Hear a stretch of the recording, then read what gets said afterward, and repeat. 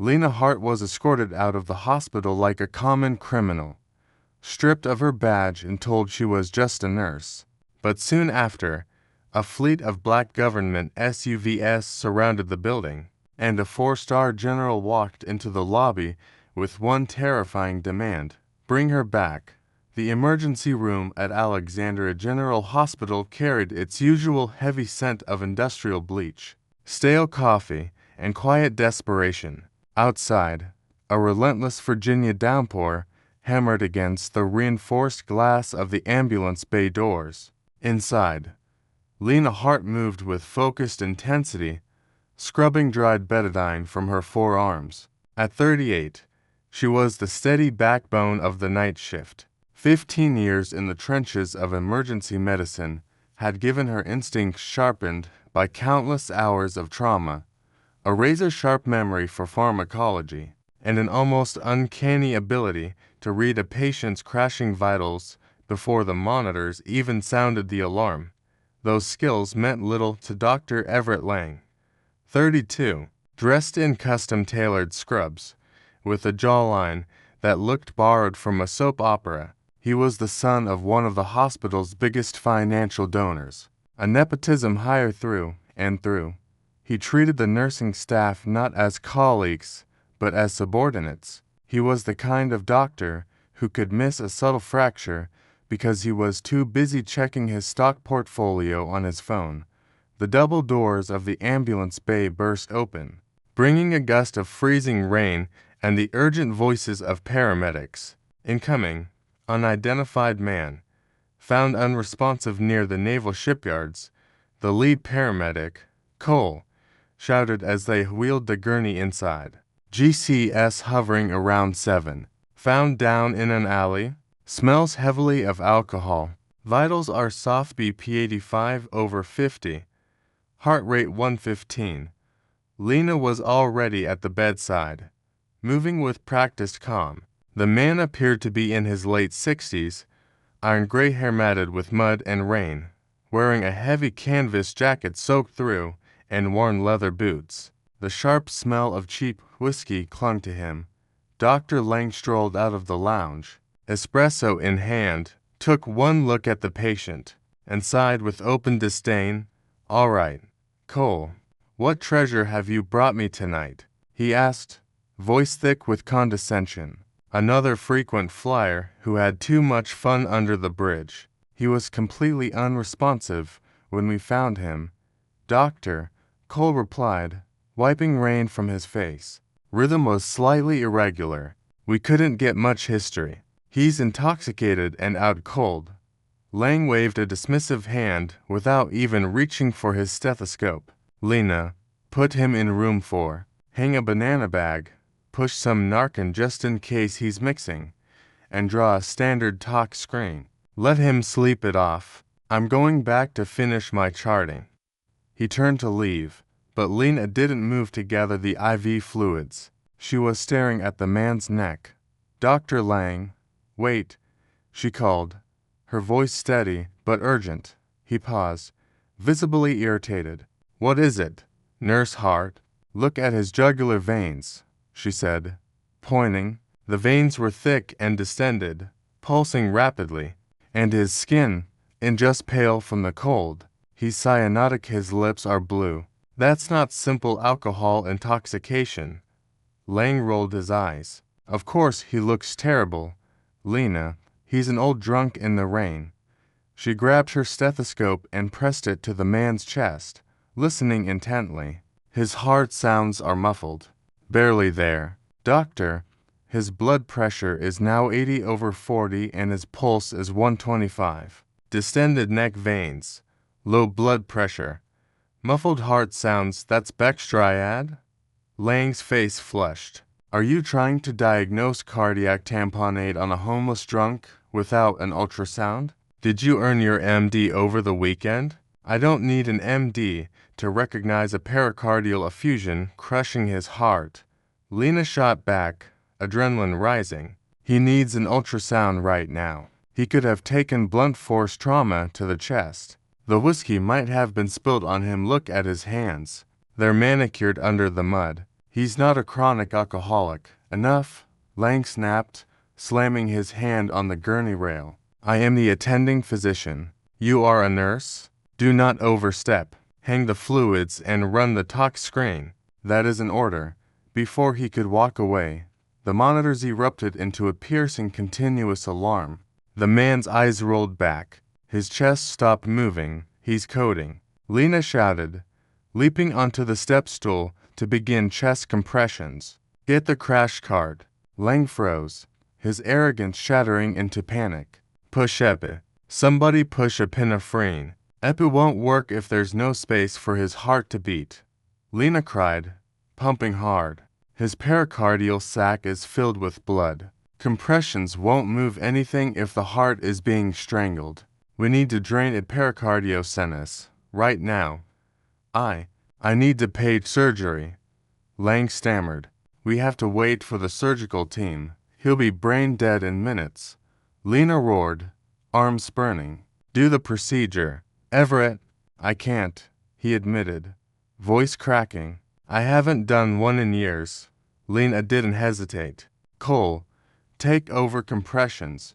She ripped open a sterile tray, grabbed a large-bore spinal needle, and connected it to a syringe. She snatched the portable ultrasound wand, pressed it to the man's chest, and saw the massive dark void of fluid crushing the trembling heart. What are you doing? Lang shrieked. You cannot perform an invasive procedure. You'll lose your license. You'll go to jail. I'm saving his life, she answered coldly, with precise movements guided by the ultrasound. She inserted the needle just below the sternum, aiming toward the left shoulder. She felt the slight pop as it entered the pericardial sac. Dark, non-clotting blood flooded the syringe. Almost immediately, the flatlining rhythm on the monitor shifted into a ragged but visible sinus tachycardia. Blood pressure began to climb. The heart, freed from its deadly cage, started to beat again. He's back, cold-breathed. Staring at her in stunned relief, Lena stabilized the needle, leaving a catheter in place to continue draining fluid. Just as the trauma surgeon rushed in, she stepped back, hands trembling from the adrenaline crash, her scrub stained with the patient's blood. She looked at Dr. Lang. He stared back not with gratitude, but with cold, venomous fury. In medicine, few things are more dangerous than a powerful man whose incompetence has been exposed by a subordinate. The sun was rising over Alexandria when Lena sat in a stiff leather chair in the administrative offices, still wearing her blood-stained scrubs. Across the mahogany desk sat Victoria Langford, the hospital administrator, whose job centered on shielding the institution from lawsuits and protecting its wealthy board. To her right sat Dr. Everett Lang, now perfectly composed, hair neatly styled. Lena, Victoria began with dangerous corporate softness. Do you understand the liability you exposed this hospital to last night? I saved a man's life, Victoria, Lena replied, exhausted but defiant. He was in profound cardiac tamponade. Dr. Lang refused to perform the life-saving procedure. That is an absolute lie, Lang interrupted smoothly. The patient was unstable. I was assessing the safest route for intervention and waiting for surgery. Nurse Hart, in sheer panic, shoved me aside and performed a dangerous invasive procedure she is neither licensed nor trained to do. Lena's jaw dropped. You coward. You stood there and watched him die because you were afraid. Name-calling will not help you, Victoria snapped. The facts, as recorded in the official chart by the attending physician, state that you committed gross insubordination, assaulted a doctor, and practiced medicine without a license. It is a miracle the patient survived your erratic behavior. Ask the paramedics. Lena pleaded. Cole was right there. He saw everything. He heard Dr. Lang misdiagnose him. The paramedics do not work for this hospital, Victoria replied coldly. Furthermore, Dr. Lang's father, who sits on the board, has been briefed. We cannot have rogue nurses playing God in our emergency room. The truth hit Lena like a physical blow. Patient care did not matter. Protecting the golden boy and his father's money was all that mattered. The hospital machinery had already mobilized to crush her, turning her heroism into a fireable offense. "You're firing me?" she asked, voice hollow. "Effective immediately," Victoria confirmed, sliding a manila folder across the desk. "Your final paycheck is inside. We are terminating you for gross misconduct. You will sign this non-disclosure agreement. In exchange for your silence, the hospital will agree not to report you to the state nursing board." It was a textbook shakedown. If she fought, they would destroy her reputation and strip her of her license. They held every card. "The patient," Lena asked quietly. "Did he make it?" Lang scoffed. "He's in the ICU. Surgery repaired a small tear in his right ventricle, likely from a fall. He'll survive, no thanks to your butcher job." Lena picked up the pen with a trembling hand and signed the NDA. She was escorted out the front doors by two security guards, carrying a small cardboard box with her stethoscope, coffee mug, and photos. Morning commuters passed by as the guards made sure everyone witnessed her humiliation. "Just a nurse," she whispered, the rain mixing with the tears she finally let fall.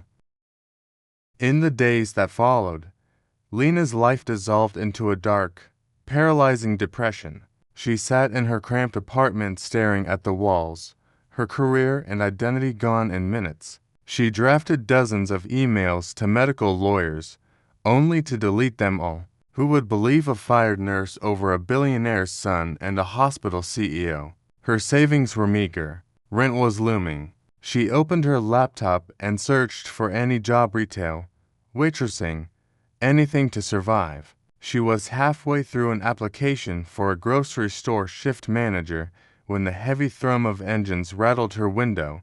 She stood and pushed aside the blinds. Parked along the street, blocking the entire block, were four massive matte black Chevrolet Suburbans with government plates.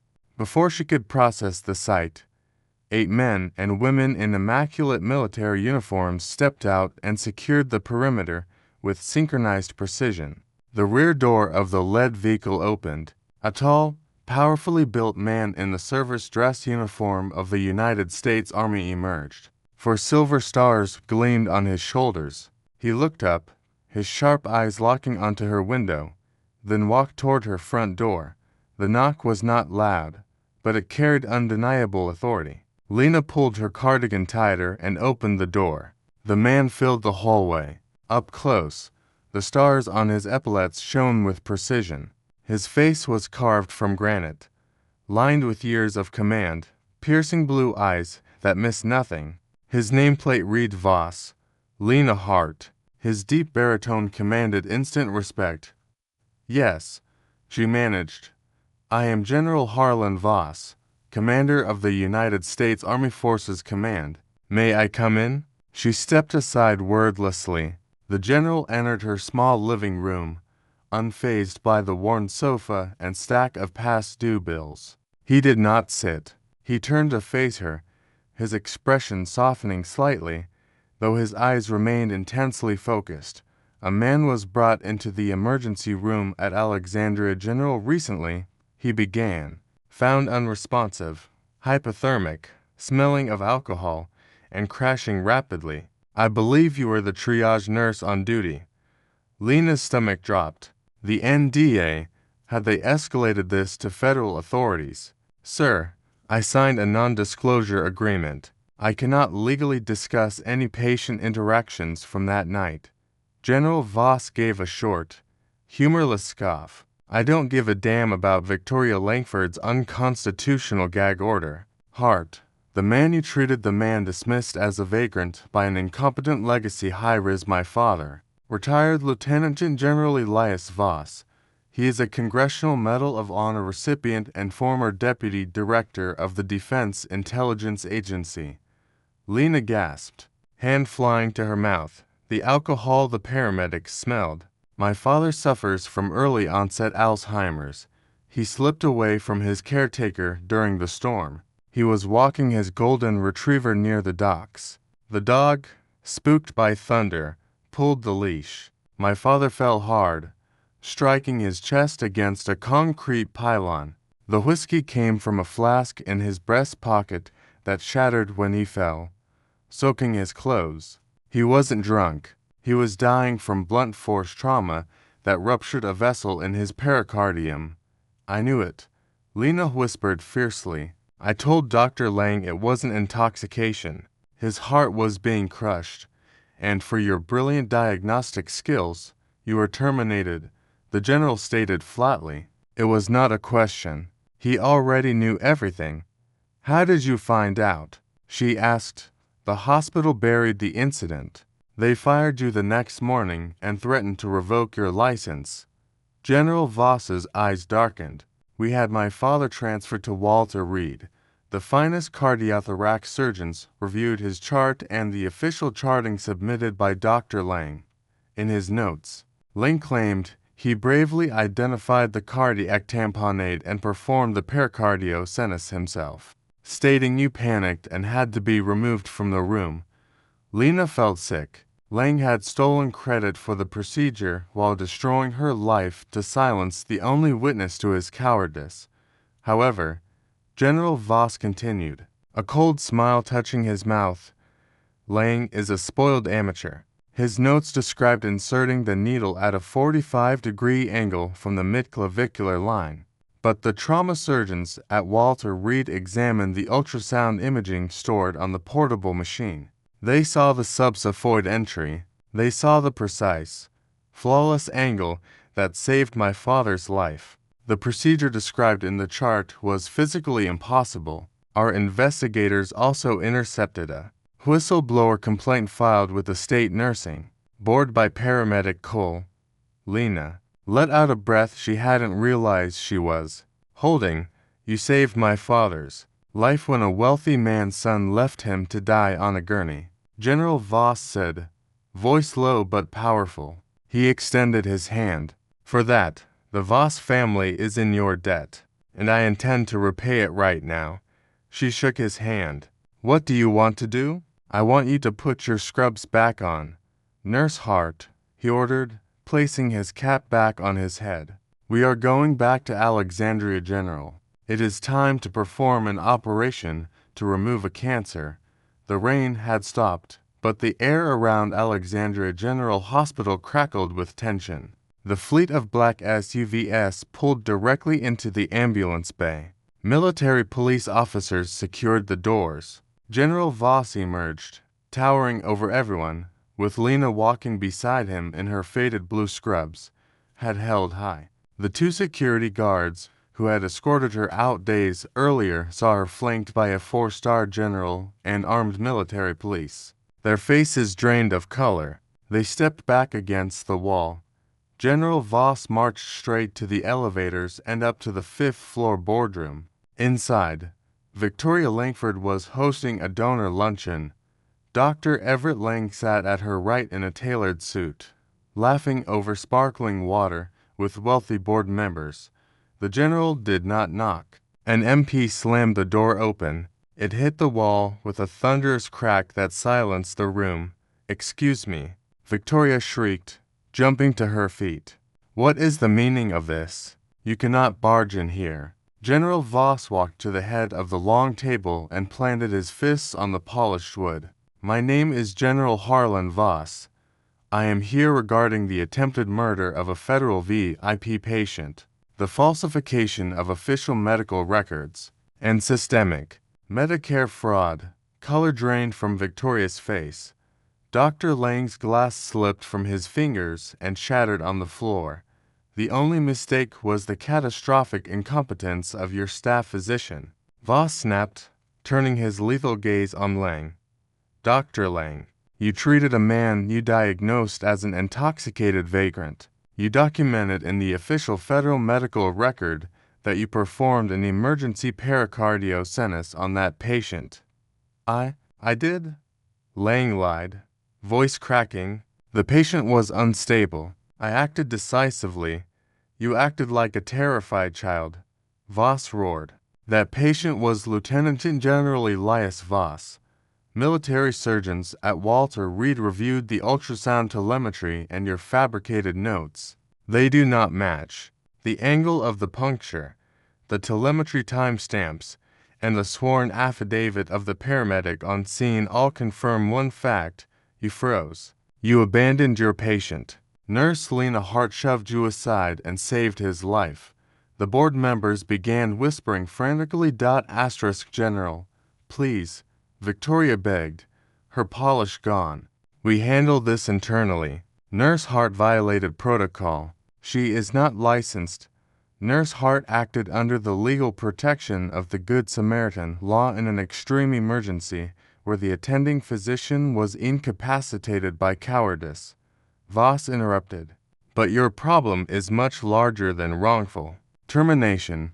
He signaled to a man in a dark suit, an agent from the Department of Defense Office of Inspector General, who dropped a thick sealed envelope onto the table.